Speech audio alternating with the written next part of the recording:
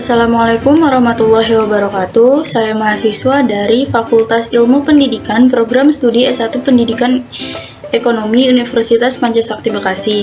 Video ini dibuat guna untuk memenuhi tugas UTS semester genap mata kuliah Artificial Intelligence dengan dosen pengampu saya yaitu Bapak Muhammad Rifki Zakaria MKom.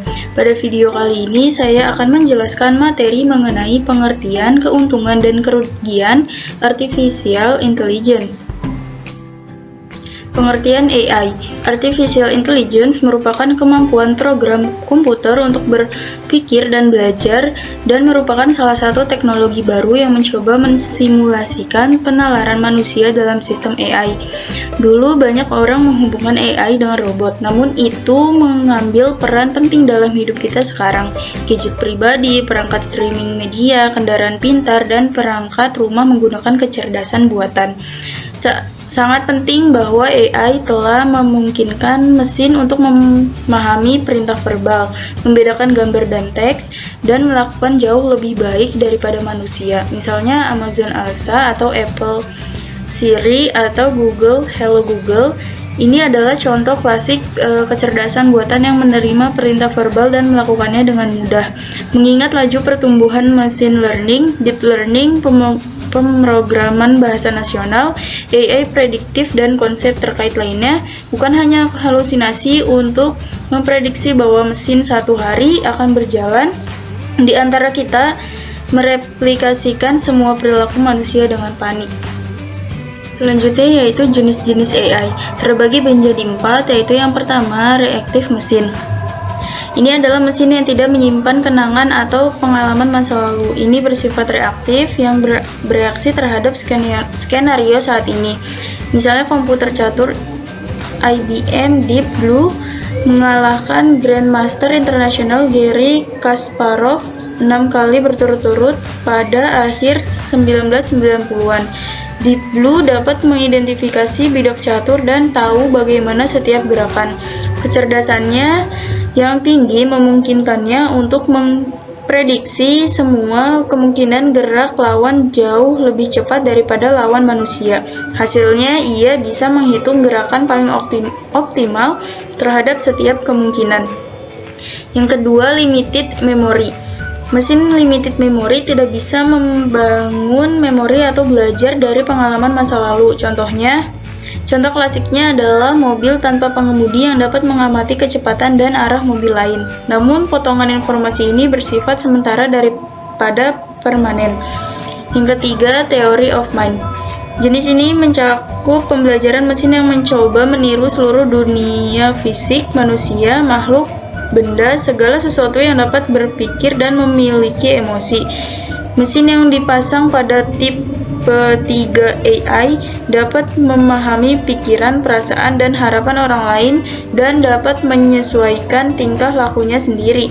Dan yang keempat, self-awareness. Ini adalah tipe di mana mesin akan memiliki sistem yang memungkinkan mereka menjadi sadar diri. Tahap ini juga merupakan perpanjangan dari tahap teori pikiran di mana mesin akan memiliki kesadaran diri untuk alasan. Ini akan membawa mesin ke tingkat kecerdasan yang sama sekali baru. Keuntungan AI. Yang pertama itu mengurangi kesalahan. Mesin mengambil keputusan yang tepat bergantung pada data masa lalu yang mereka kumpulkan setelah beberapa waktu saat menerapkan kumpulan algoritma tertentu.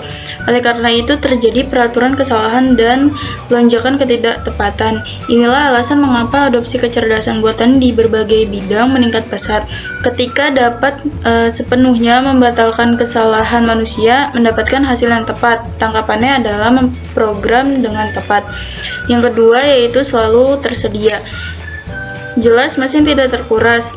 Mesin dapat bekerja tanpa henti, tanpa jeda, dan tidak kelelahan melakukan hal yang sama lebih dari sekali. Berbeda dengan manusia, seorang manusia biasa akan bekerja selama 4-6 jam setiap hari. Tidak termasuk waktu istirahat. Manusia berfungsi dengan cara mendapatkan istirahat untuk menyegarkan diri dan mempersiapkan hari kerja yang lain. Selama itu, libur mingguan sangat penting bagi orang-orang agar tetap tidak terikat dengan kehidupan kerja dan kehidupan individu mereka. Yang ketiga, menangani pekerjaan yang berulang. AI biasanya melakukan banyak pekerjaan berulang dalam rutinitas kerja harian kami seperti memverifikasi dokumen tertentu, mengirim email, menandai rapat di kalender, dan lain-lain. Dengan menggunakan kecerdasan buatan, kami dapat secara produktif mengotomatiskan tugas-tugas ini dan membebaskan manusia untuk semakin kreatif.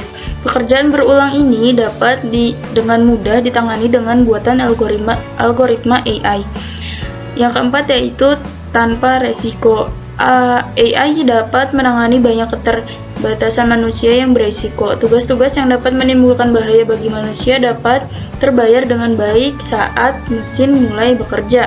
AI dapat memprediksi bencana alam yang pada gilirannya mengurangi tekanan pada manusia dan memberikan akurasi yang lebih tinggi dalam menunjukkan detail teknis jika dibandingkan dengan metode manual tradisional.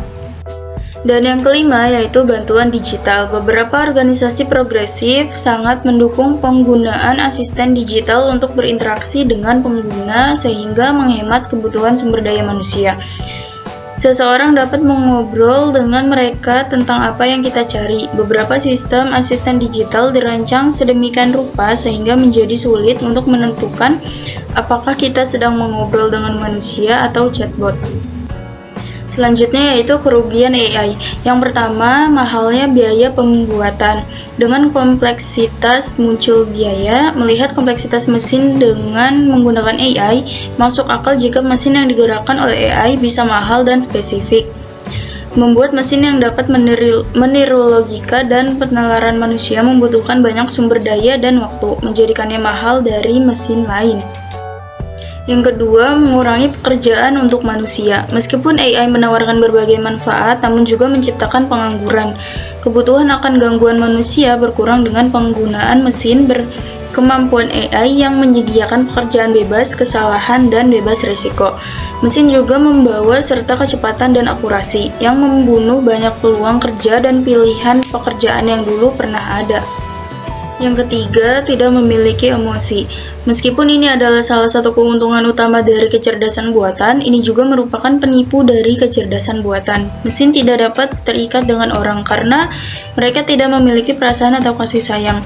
Meskipun AI dan NLP telah membuat merek menyiapkan pendahuluan bantuan pelangganan melalui sistem obrolan yang diberdayakan oleh bot, mereka membutuhkan darah dan daging manusia untuk campur tangan pada satu titik untuk menyelesaikan masalah yang sedang berlangsung. Yang keempat, tidak ada kreativitas. Mesin dapat melakukan hanya tugas-tugas yang direncanakan atau dimodifikasi untuk dilakukan. Apapun di luar itu, mereka akan jatuh atau memberikan hasil yang berlebihan yang bisa menjadi latar belakang yang signifikan. Sulit bagi mesin untuk menjadi inventif dalam metodologinya. Dan yang kelima, yaitu tidak mengerti etika. Komponen manusia lain yang sulit dipadukan di dalam mesin. Etika moralitas tidak ada dalam mesin dan juga menantang untuk merencanakan dan meneruskan melalui teknologi. Kecerdasan buatan dapat membantu organisasi dengan mengurangi waktu yang dibutuhkan untuk menyelesaikan tugas yang berulang, tetapi mengantisipasi bahwa mesin harus mengikuti kualitas moral sama ambigu dengan penggambaran gambar di atas air. Sekian penjelasan materi pada video kali ini, semoga bermanfaat. Wassalamualaikum warahmatullahi wabarakatuh.